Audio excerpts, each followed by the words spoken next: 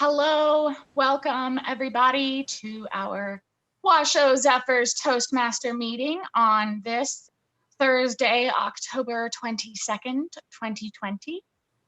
Do we have any guests today? I'm on my phone, so I need to scroll. Let's see, I see Rick Santos, welcome. Welcome very much. And then, all right, I think through my scrolling, that's the only unfamiliar face or name. So welcome very much, Rick. We're excited to have you join us to get a taste of what the Washoe Zephyrs meetings are like. So we like to start our meetings off with the Pledge of Allegiance. So if everyone would follow me, if someone has a flag they can post, that would be great. Otherwise, use your imagination. I pledge allegiance to the flag of the United States of America and to the republic for which it stands, one nation, under God, indivisible, liberty and justice for all.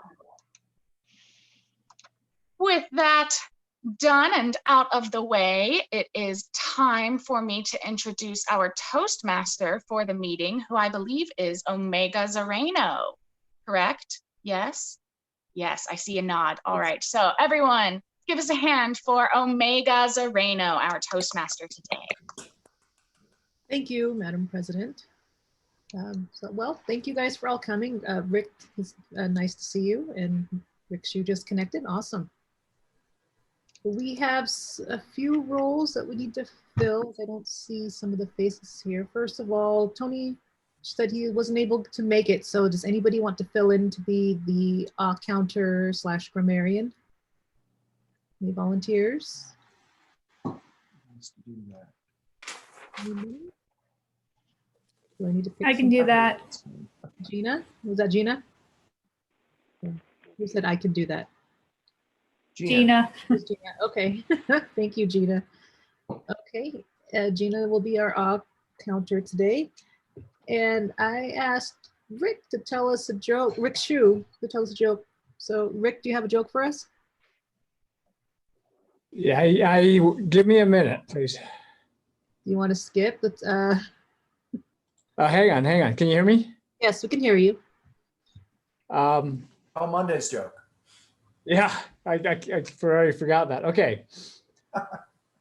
Used to being the center of attention, Robbie was a little more jealous of his new baby sister. The parents sat him down and said, now that she was getting older, the house was too small and they'd have to move. It's no use, Robbie said. She's crawling good now and she'll probably just follow us. Sorry, I'm just reading it.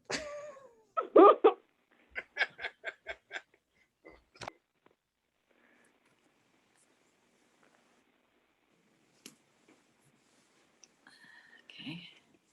Oh, that was it? What? You're muted, Rick. We can't hear the rest of the punchline. That was it. What? All righty then. He's Rick, on mute. You're muted. The best speech you ever gave to nobody. Rick, can't hear you, Rick. Okay, let me do another one. Sorry. Obviously, that did not resonate with anyone. I love that one. In the small town of Southtown, one early Sunday morning, everyone gathered to the local church and started gathering around, talking about their families and what they're doing. And then they all assembled into the church and sat down. Suddenly, out of nowhere, the devil himself appears and he starts getting threatening and just jumps out into the church, and everyone in a panic start to try to exit the church. And they're trampling over each other. It's full panic and mayhem. As everyone's leaving, the devil is there in a now seemingly empty church, except for one old man who is sitting there minding his own business at the pew. He's sitting there and the devil goes, Sir, do you know who I am? And the old man says, yeah, sure I do. Well, aren't you afraid? And he says, no, not really. He says, are you sure? And the devil gets himself really big, and he's about as big as the church now. And he starts screaming and roaring, and he comes back down and he says, are you sure that why are you not afraid of me? And he says, the old man says, well, because I married your sister 46 years ago. All right. Okay, that's it for me. I'm done. Thanks, Rick. That was great. Okay. Okay, yeah, Nicole, do you have a positive mental attitude for us today? I have to find one. Okay. Do you want to come back, or do you just need some time, or? Yeah, I guess you can come back. I got my Bible Promise book, and I was looking through it to see. Okay, well, we'll come back around to you. Okay. Nicole, if you're having trouble, I'd be happy to offer.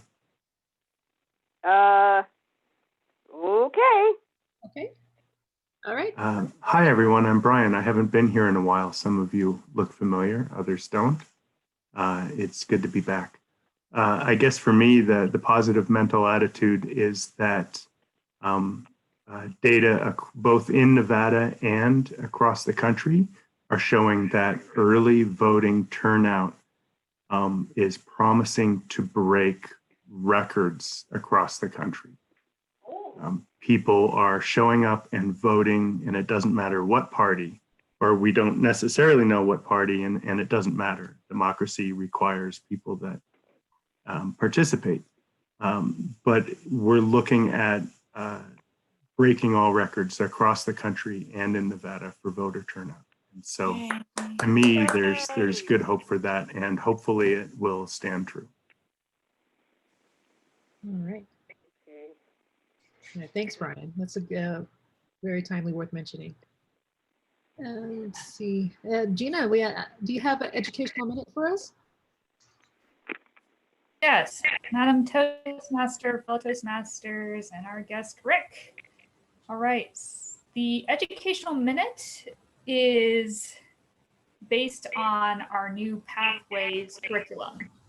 So for those who aren't familiar with Pathways, that is our educational program that's on toastmasters.org.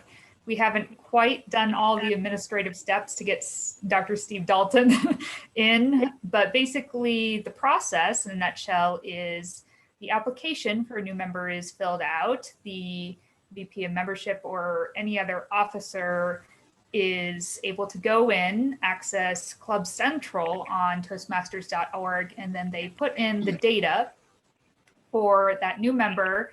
The dues are paid by the treasurer and that were collected from the new member. And then that new member should be given a username and password. It should be an automatic process as soon as the application has been submitted. So usually within minutes, toastmasters.org will send out that new member ID. You can log in with a member ID or your email address. And so if you don't remember your member ID, that's okay. You can use your email address, the same that you used when you filled out the application, and then you can log in.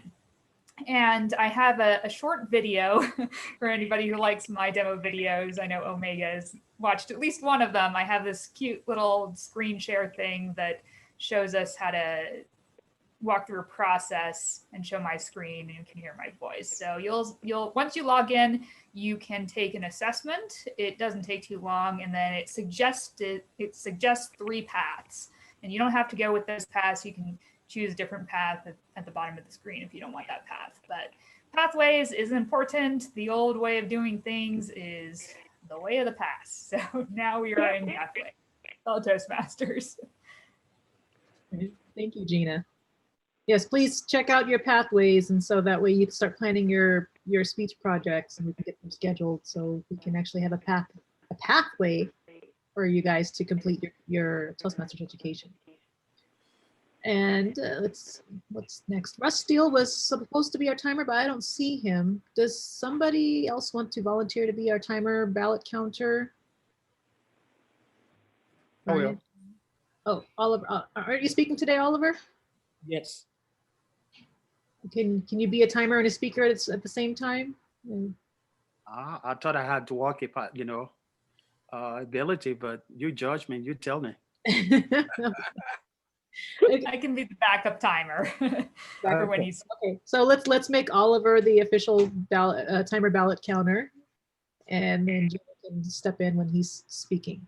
Okay, that sounds good. And before we get into table topics, let's talk about Mr. Rick Santos. Rick, do you want to give us a little introduction of who you are, what you're doing?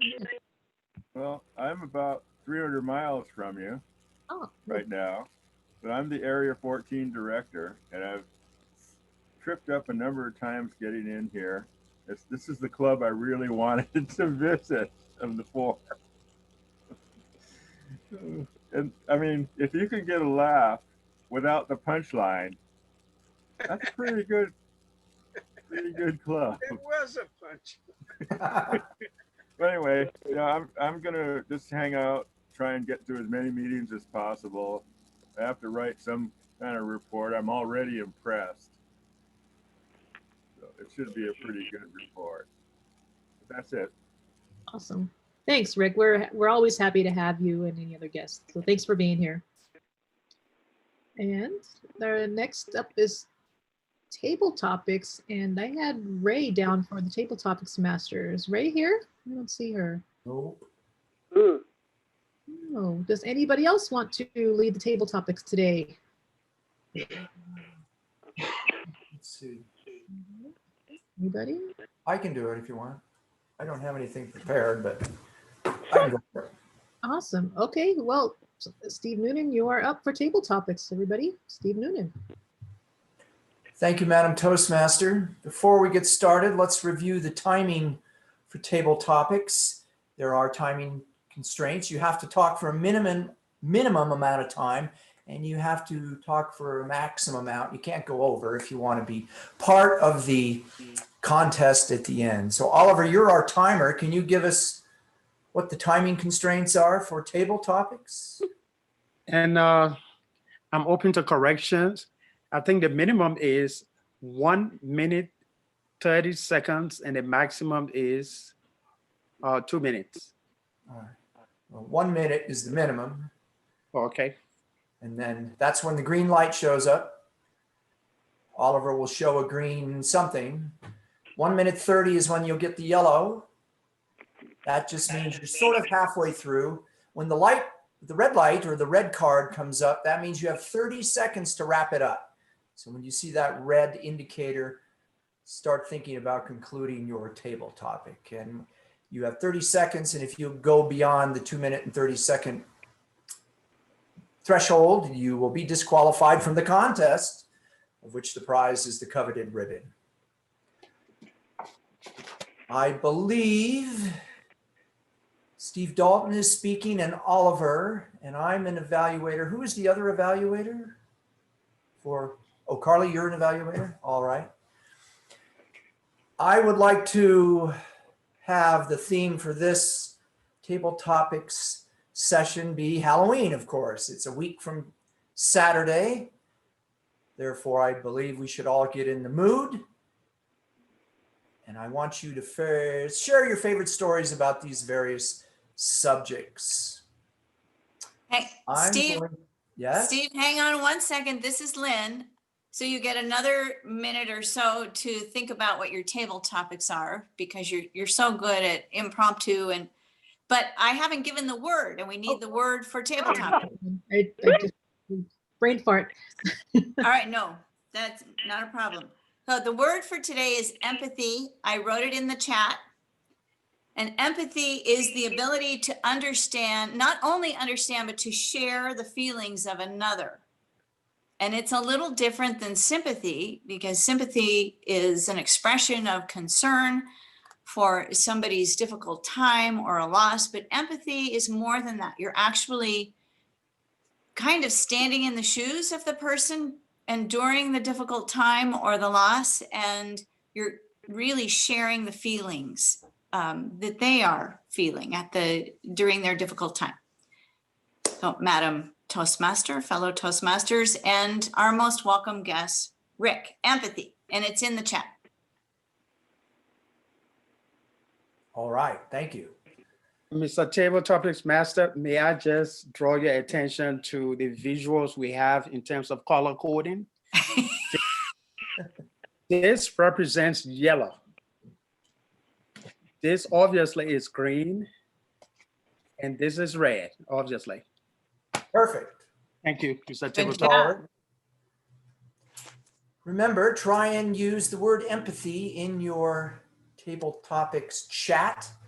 It shows you being astute and smart.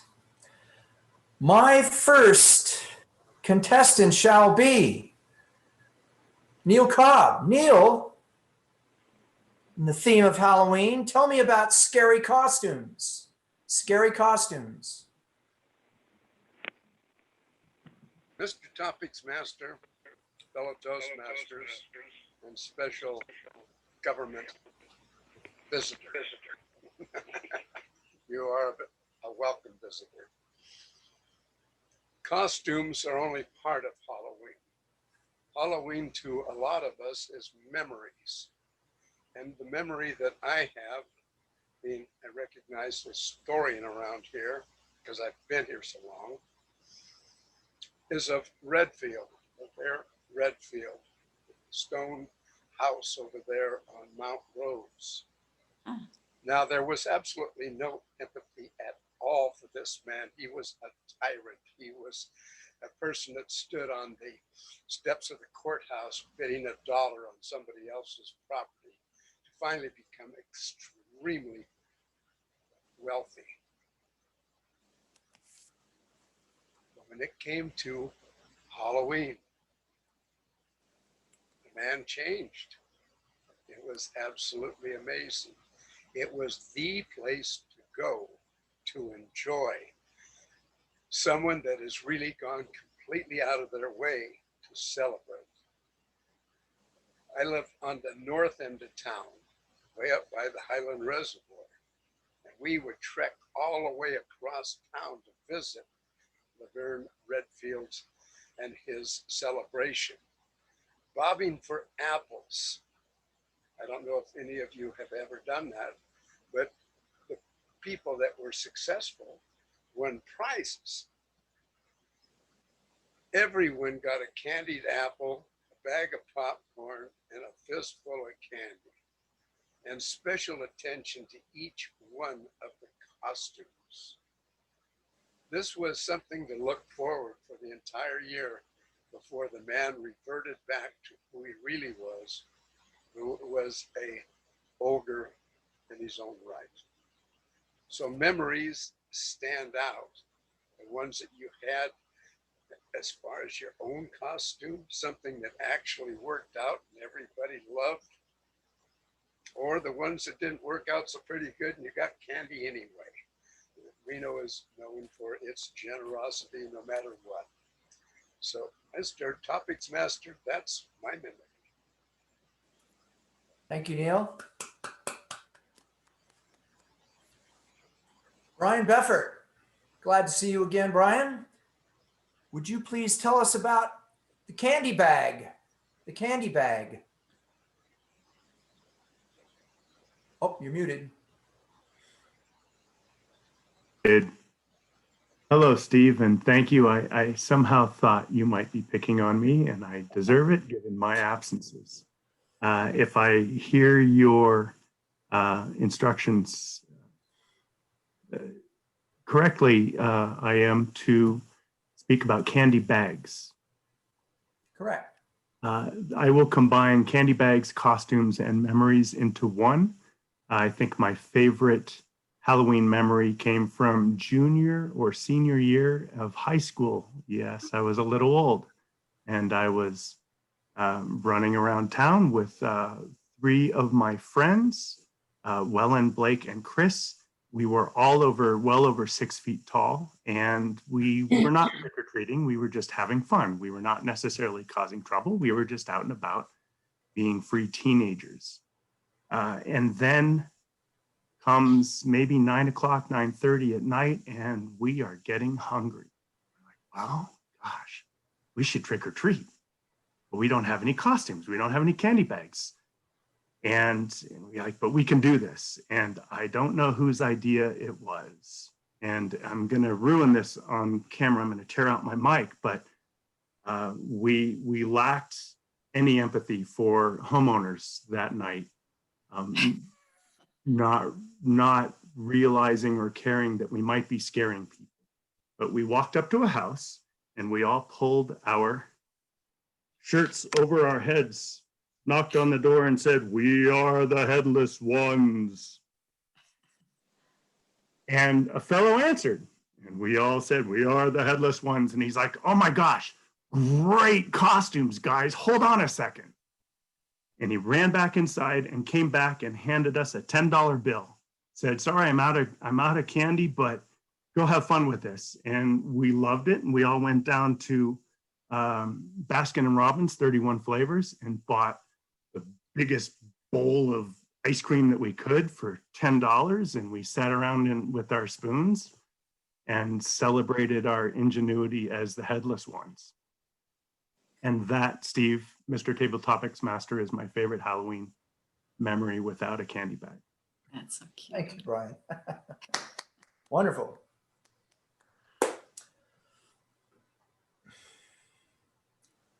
Where are we? Lynn Thompson, tell us about candy corn. Candy corn. Candy corn. Boy, I don't know. We've got some stiff competition here. Neil and Brian have given such great table topics on scary costumes and candy bags. Candy corn. Mr. Topics Master, fellow Toastmasters, and our special guest, Rick. Candy corn, I think, is one of the oldest and best Halloween candies. But at our house, candy corn isn't just for Halloween. My husband, Frank, has a special taste for candy corn.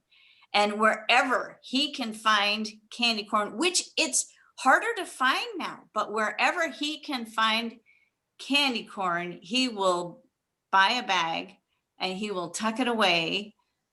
And it seems to be in our home almost every month out of the year.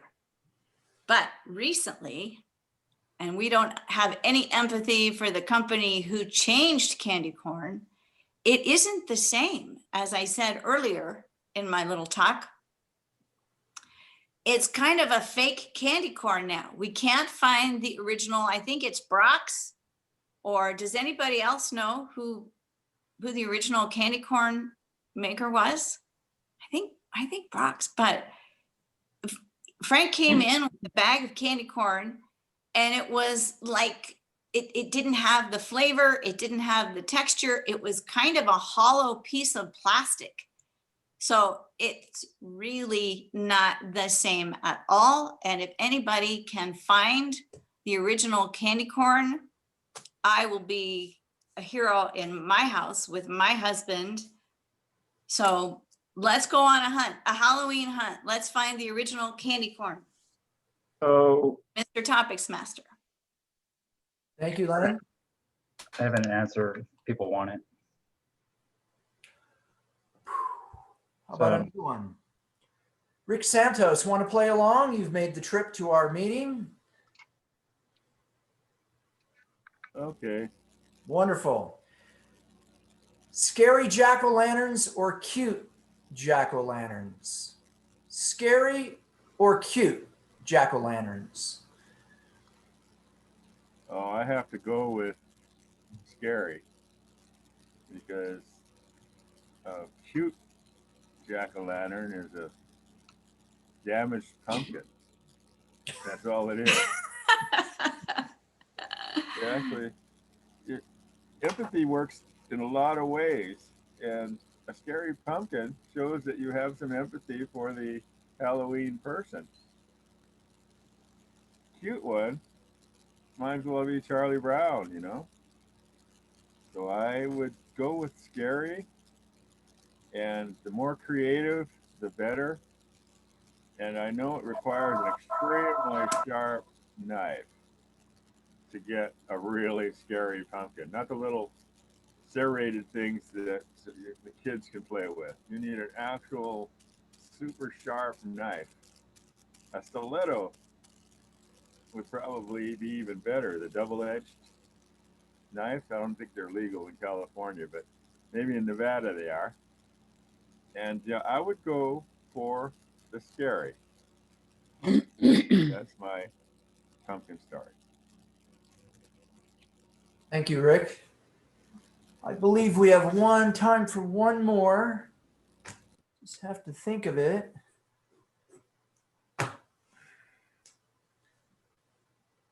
How about Steve Hendricks? Tell us about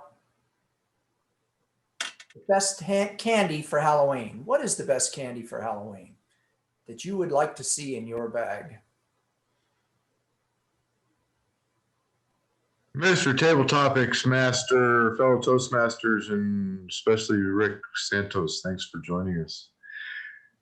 The best candy in my candy bag at Halloween, although I used to have a real strong desire to eat candy corn.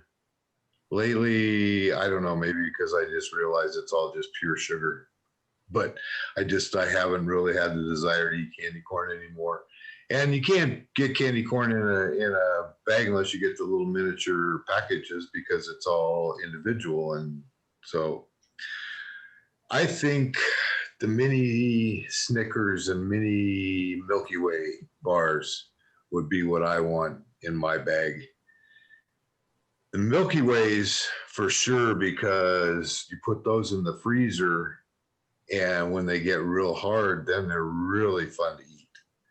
And the Snickers are just a boost of protein and energy all in one little wonderful package. I'm not sure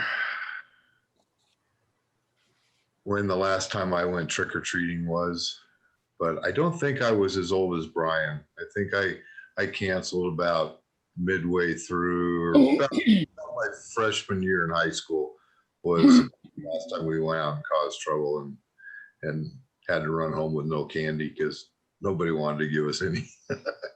But that's a whole nother story. I could make a speech out of that. So. Anyway, that is my best candy at Halloween story, fellow Toastmasters.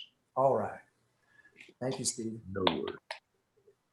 Oliver, Mr. Timer, were all our table topics contestants on time? The report says that Neil had 2 minutes, 27 seconds. Steve, 2 minutes, 21 seconds. Brian had 1 minute, 56 seconds. Lynn,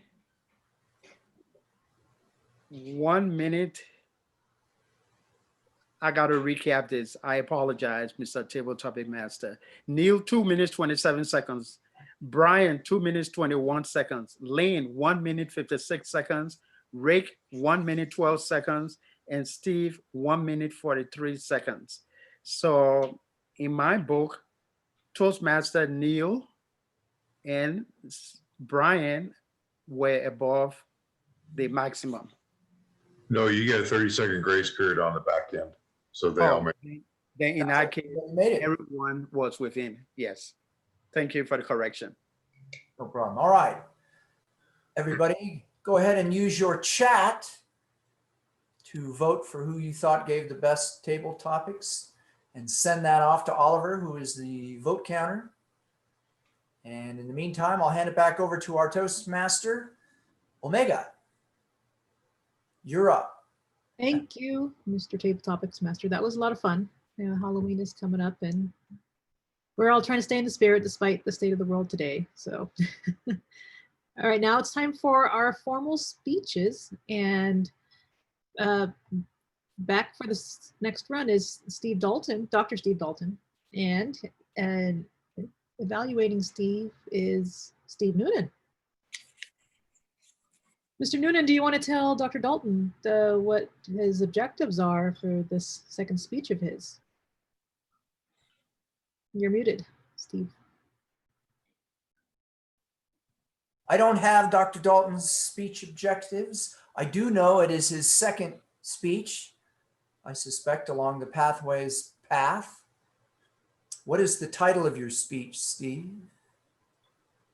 29 to 33 days in Nyack, New York.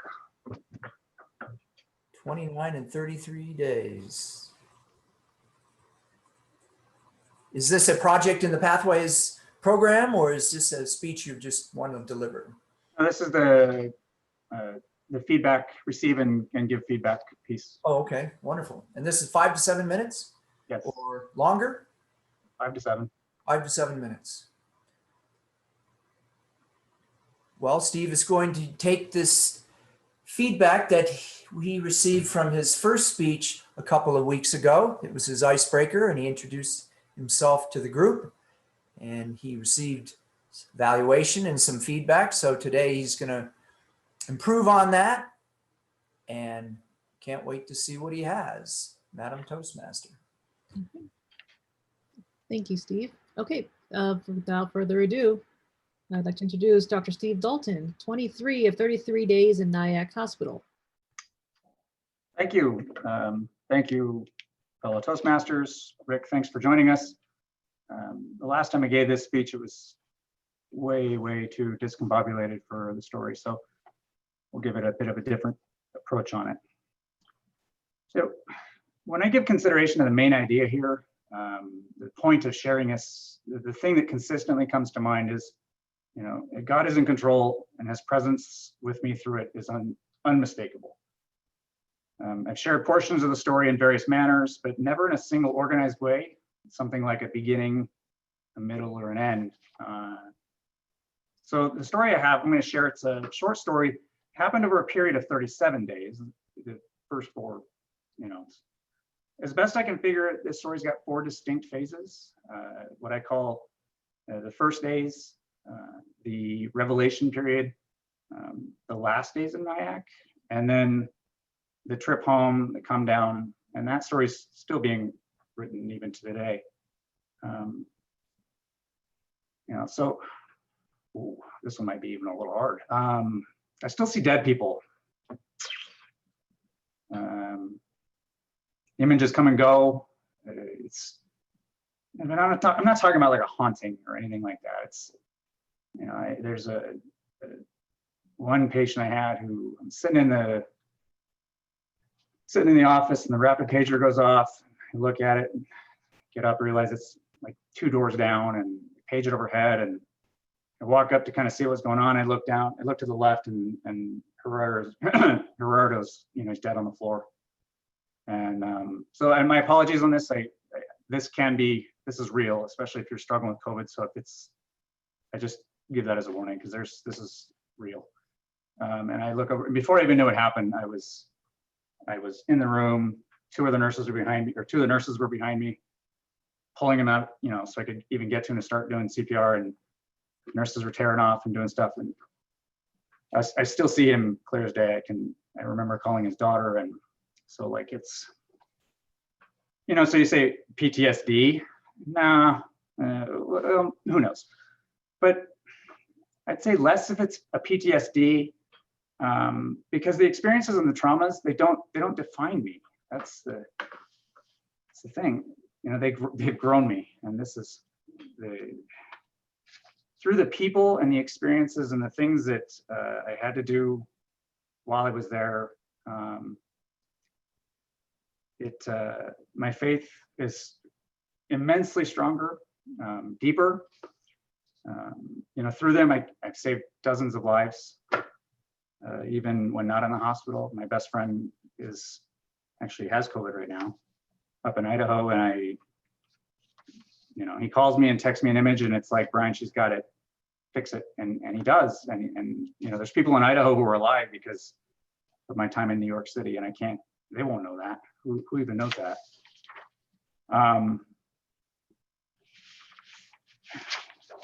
You know, and then when I look at it, God's at work through each of these people. It's even doing this, and you know, who knows what after that. But I also feel like it's equipping me for what's to come, because I think it gives me a unique perspective that a lot of people in Northern Nevada may not have in terms of how to take care of this in the longer term. And I noticed that Gina dropped off, so okay. You know, because they're taking care of people in a clinic though that survived this, but they still struggle after they're quote cured. Yeah, right. That's what a cure feels like. You know, so the first days, like I said, I told you in the story earlier, I was on an airplane in 4 days. It usually takes 4 months to get to this place. And the airplane, you know, the flight was even canceled. I had to figure out how to get there. And I get on the plane, instead of fly to New York, I fly to Philadelphia. And then, you know, that's a whole story in and of itself of what was revealed. And then when I'm there, you come from Nevada and it's not bad here. You think, oh, this isn't so bad. It's a bad flu or whatever. I got there and I'm like, what? Why, I have 30 people. Why are all these names on my list? Like, what's CV19? What does that mean? And then I come to understand what's going on, and they were, you know, questionable or actual diagnosed COVID. And I go down to the emergency room to kind of see as I was taking it all in, and it was a war zone. Holy cow! But I went into the ICU in this hospital as they had just finished a brand new emergency room, so it was technologically capable. Man. So they filled it in. It was 24 beds. I walked through it, and 24 people on ventilators. Flu doesn't do this. So that was when everything was like, whoa, everything is different. And so as I was going through it, it had been revealed to me that this disease was a clotting disease as part of that traveling to New York City. And so I get there and I start ordering labs and doing things that no one has ever seen values like this. And it's starting to come out now as people are treating it. And you know, it's a total clotting disease. It turns the blood to glue. I don't even know how to explain it. The things that I saw and did there, you know, it was just, but the revelations came, they continued to come over and over again. The volume was just so high, you know.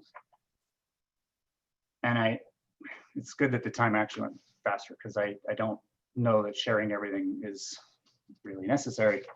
But the last days that was surreal, because the first days when I got there, the emergency room was like something I've never seen in my life. And the last day I actually went down to walk through the hospital to take it all in, and it slowed tremendously. And it was like a quiet, small town ER. There was like 9 people on the board, and I just remember, and the nurses with me, and I'm like, did that even happen? And one of the nurses who actually took care of one of the patients that I literally saved his life, and then it's the same guy. She's like, she's even afraid to come into work sometimes because of it. And but it had changed. It had just gone away. And then I get on the airplane and I come back, and it was like a shell shock. And what it came down, I don't even know if I'm fully adjusted. I think it took a lot longer to get through it than what I had expected.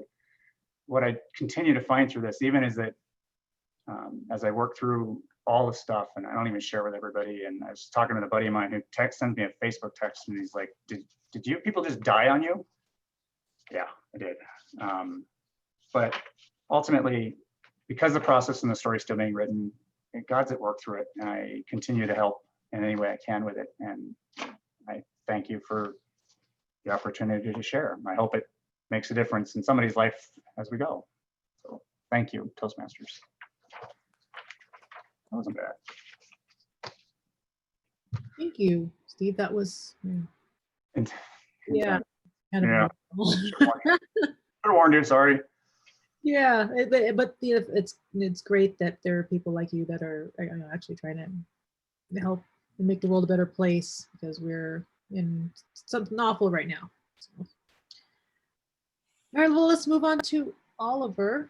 Oliver, thank you for stepping up and letting me volunteer you as a speaker today. On I short notice. really appreciate that. And do you have a I sent that to Carly. My speech title is Just Vote. Just vote? Okay, that's plain and simple. Carly, do you have any goals for Oliver today as his evaluator? Yes, this is going to be an inspirational speech. So Oliver's goals are to inspire the audience, get across the message that he wants, and for us to want to take action on his topic. Awesome, sounds great. Okay, well, everybody, ladies and gentlemen, I'd like to introduce Oliver Saw. Just vote. Abraham Lincoln once said, "You cannot escape the responsibility of tomorrow by evading it today," unquote. Every 4 years, we revisit the institutions of what makes America the greatest, powerful, and most beautiful nation on earth by casting our ballots to usher change. This process is peaceful. It represents a civil form of modern day revolution without the barrel of the gun. In 1789, the Constitution granted the states the power to set voting requirements. Between 1869 and 1820, some states allow women to vote. Wyoming was the first state to give women voting rights in 1869.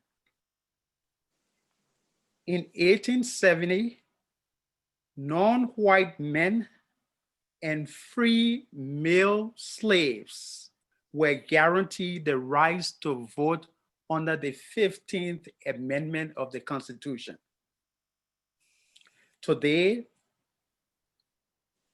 people are free to vote, and they are not judged by the color of their skins. They are not counted by halves. Instead, they are counted by the whole. Indeed, that is how far we have come as a society.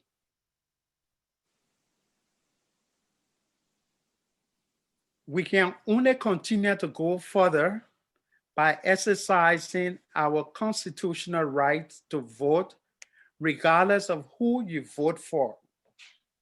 It is a responsibility we should never, ever escape or take for granted.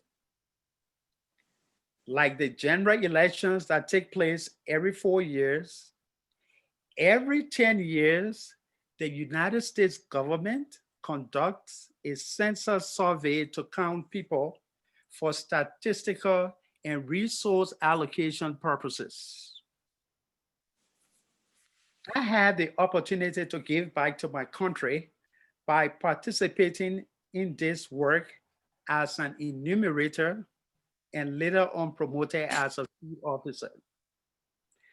I was able to add my vast experience of banking and customer service by knocking on doors to count people for the 2020 census. Indeed, this exercise to me was a civic responsibility and a patriotic duty. It was like giving back to my country, and believe me, it wasn't for the money. I learned that when you knock on people's door politely and speak to them politely, regardless of your skin, your color, or your accent, they will open the door and speak to you in return politely. This is who we are, and these are the values of trust, love, freedom, liberty that make us a generous and caring people. We continue to evolve by learning from our past. Indeed, we have come a long way, my friends, but we are still getting along. In my neighborhood, friends remain friends with an implied code of silence on the topic of presidential campaign and the upcoming elections. Few of us who consider ourselves pioneers of our community used to gather most of the weekends, mornings, or evenings to discuss the state of our neighborhood. We talk about safety concerns for our children and grandchildren. We talk about the influx of migrants from California that are helping to hike the housing market, the scarcity of renters, and we also talk about the new norm of masking and social distancing caused by COVID-19. Unfortunately, we don't do that anymore, at least for now, due to the political divide. That is the sign of the times, my friends. Campaign fever, social distancing has even made our already polarized environment a little bit more worse. Come November the 2nd and the days that are to follow, this too will come to pass. We will become renewed again in our habits of good neighborhoods and neighborliness, and we begin to talk again like friends and neighbors. That I know. Notwithstanding, we cannot evade our responsibility of voting because that is the only method of inducing change. The ballot box is our revolution. All I'm asking is just vote your conscience and vote. When you cast your vote, it is an exercise of great responsibility that will continue to help shape the tomorrow that we all dream of today. The question is not which side you are on as Republicans, Democrats, or independents. The question I want to leave you with is, are you on the right side of history by not casting your ballot? Not to vote is an evasion of your responsibility. Vote your conscience, just vote. Thank you. Thank you, Oliver. It was a great speech. And let's see, timers report. Gina, do you want to give us a little timers report for our speakers? Yes, I was the backup timer since it's hard to time yourself as you're speaking, and Oliver was 7:29 seconds. So he made it by 1 second. Oh. He made it. Steve Dalton was also in time, 7:24. Awesome, great. Okay, now it's time to introduce our amazing general evaluator, Mr. Steve Hendricks. Thank you, Madam Toastmaster. All right, the evaluation portion where we kind of review how the meeting went and the evaluators give their critiques of the speakers. And so I'll start with that first. And all of a sudden I lost, I forgot who was evaluating Steve. Oh, Steve Noonan. All right, thanks for the wave. Okay, help me welcome Steve Noonan with his evaluation of Dr. Steve Dalton. Steve. Thank you, Mr. General Evaluator. Welcome, Toastmasters. Rick Santos, thanks for coming down to our meeting all the way from Manteca, I think, or something like that. And of course, Dr. Steve, I thought your speech today was much better than the first one. We heard you a couple of weeks ago. You gamely volunteered to step up and jump right in. And your speech went pretty well, but there were some things we wanted you to work on. And I think you worked on them very well. I thought one of the biggest things, at least for me, was, you know, when we're first starting off in public speaking, we tend to say and ah and lose our place. And instead of just being silent, try and fill it with gibberish words. And I thought this speech went a lot better. You were slower, and that's what the key is, I think, to get rid of some of those crutch words. And you were much more methodical. I think the subject that you presented us with it's gripping to all of us. So it's immediately interesting and it's fascinating in the sense that we all want to know more about COVID and what's going on out there and, you know, what can be done to help everybody. I like the way you gave us a roadmap in the beginning. You said there's 4 parts to my speech and this is what it is. And then the end part isn't quite finished. I think for any good speech, especially a story, which I think is what you're telling us, the listeners want to know what's going to happen. What's it about? Where are we going to go with this speech? What can I expect out of it? And you gave us that roadmap. And that was another good foundation to giving a good speech. I thought your choice of telling it as a story was a good way to get anybody interested. Telling a story is a tool that a lot of people preach for any type of speech, whether it's informative or anything. They say, well, start off with a story and that gets your audience hooked. So your speech in general was just great. I thought you did a lot of great things gesture-wise. You were talking about being in the hospital and someone died and you're moving your head around and you're giving gestures, which are hard to do on the camera, but you were able to implement those. Next time, I challenge you to do a few things. You're moving up fast, so here it goes. While you gave us a nice roadmap, so to speak, of your speech, you kind of jumped around in the chronological order. So I think if you start off with your story and say, here it is, I had to fly to Philadelphia, I got to New York, this is what was going on, boom, boom, boom. And it's, you know, the story in the chronological order.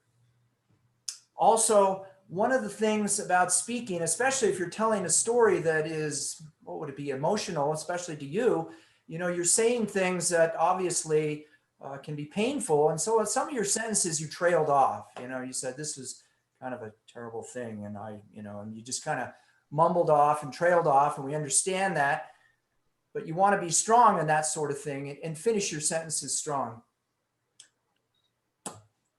The last thing is something we all do in the Zoom environment is we all tend to look at the screen because that's where all our friends are instead of looking at the camera. I do it. A lot of us do it. I'm going to put up something on my camera to make me stare at it.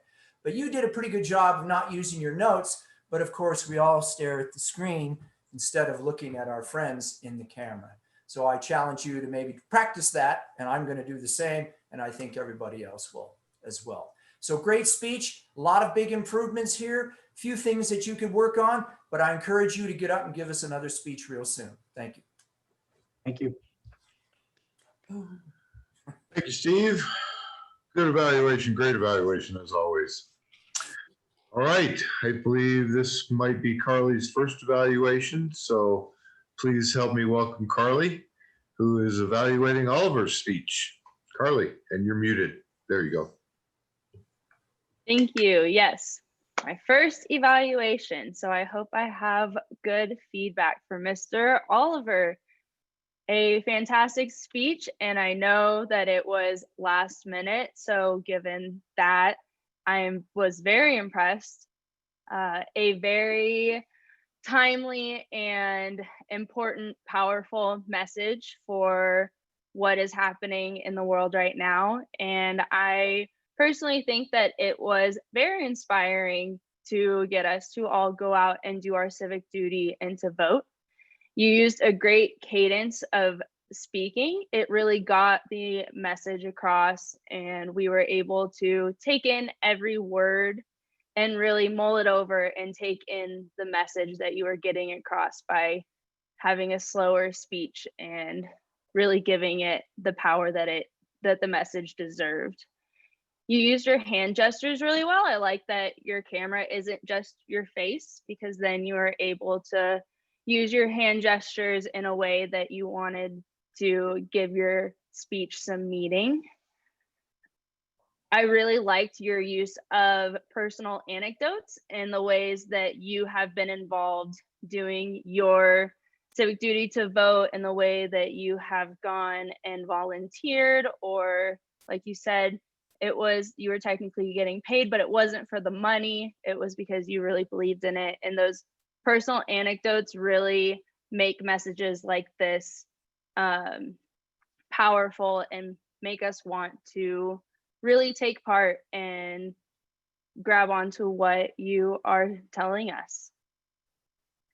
You read the speech a little bit, which is okay because it was last minute, and given that it was last minute, I thought you did fantastic with, I would have been reading every word.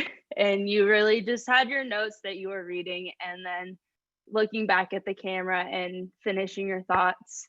So I was very impressed by that. I think something that you may want to work on and challenge yourself is using a little more voice inflection. Changing your tone. It was not like, it wasn't monotone, but yeah, just changing your tone to get your message across in a better way. And I think that is all that I have. All right. Thank you, Carly. Great evaluation. All right, so now I will evaluate the rest of the meeting. We had great table topics as always. As Washoe Zephyrs is their MO, we always seem to step up and fill roles that haven't been filled, or for people that can't make it. So that's always helpful, and it spreads the work around.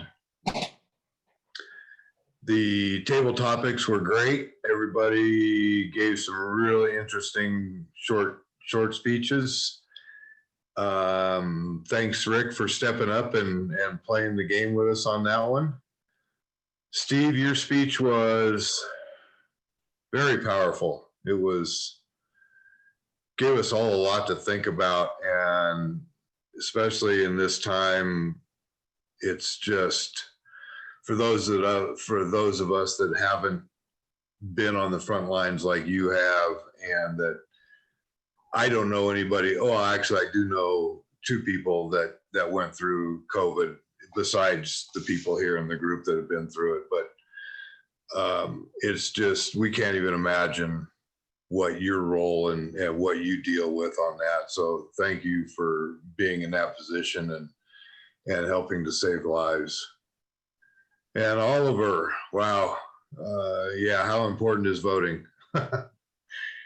One of the things that is so important, and it's everybody's responsibility to vote. It's your right to vote. And if you don't take advantage of it, you're not only hurting yourself, you're hurting the rest of the country. So great timely speech, Oliver. Thank you for doing that. That was wonderful.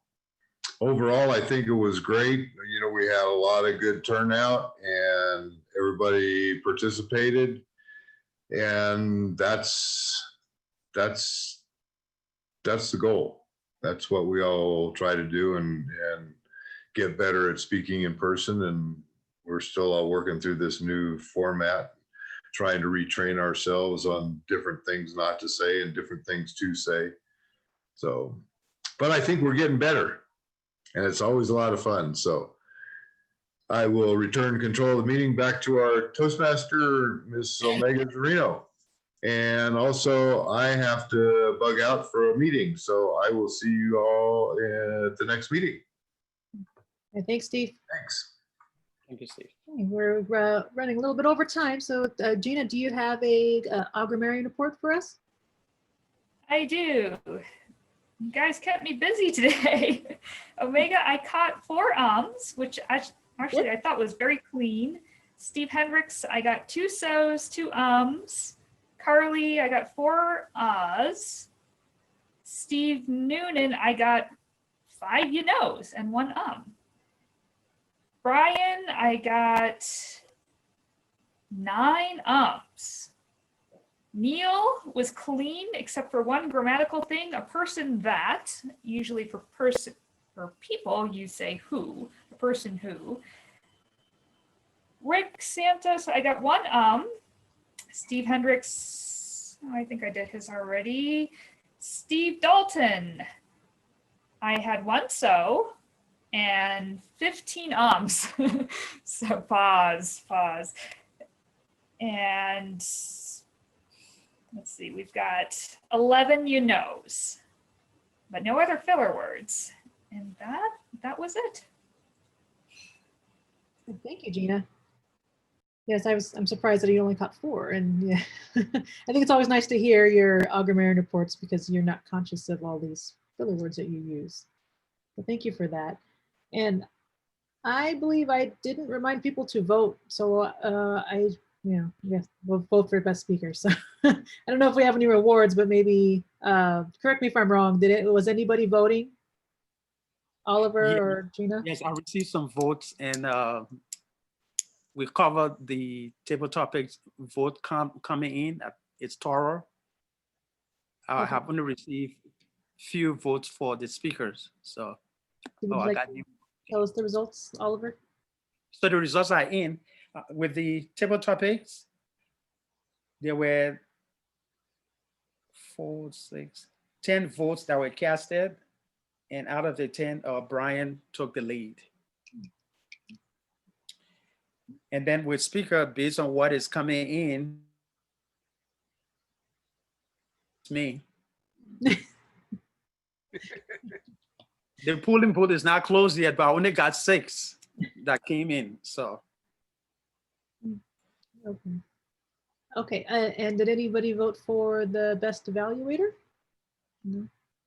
I have not received an evaluation report.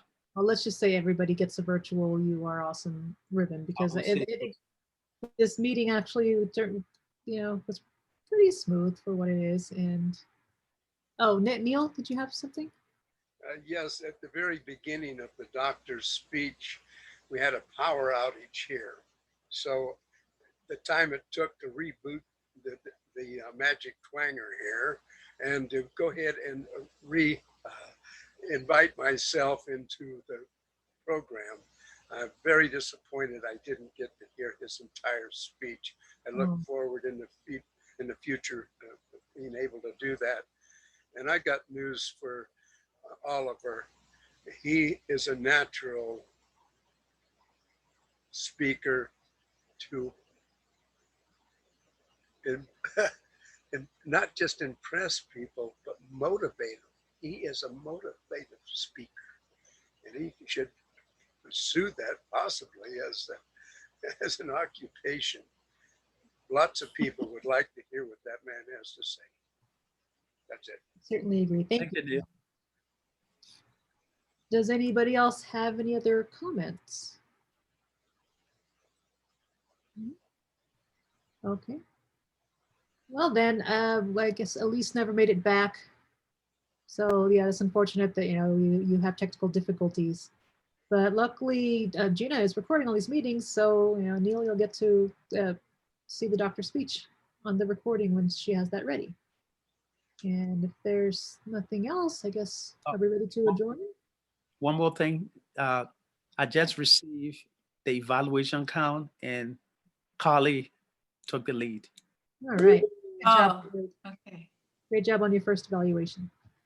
Okay, well, so before we go, I want to piggyback on Gina's educational moment about the pathways. So if you all could look at where you're at on the pathways and decide when you want to work on your next pathways project, and that way we can get it scheduled and get it taken care of. And that way I don't have to just say Oliver's going to speak again at the next meeting just because he'll say yes.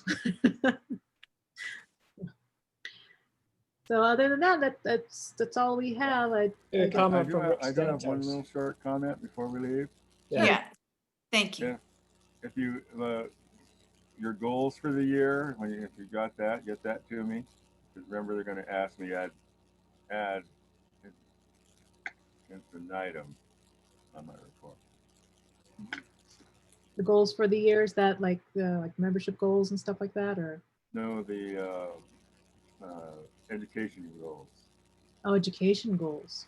Yeah, I don't ask about all those other goals, but they're important too. Good, good. Thanks for bringing that up, Rick.